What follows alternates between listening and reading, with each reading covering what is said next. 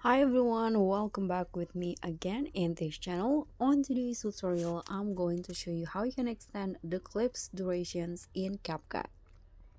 So I have this 4 seconds video and I want to make it longer.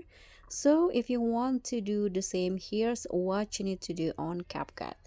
After you add the clip, you can just click on it and go to speed. So let's slow it down to make the duration longer.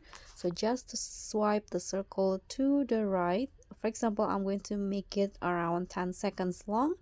So I'm going to make it 0 0.4 times slower. Here you can click on a check icon and you can see now the durations is become 9 seconds, and this is the result. So the video is actually the same. So that's all from me. Thank you so much for watching. Don't forget to like, comment and subscribe. Also click on the thanks. Bye.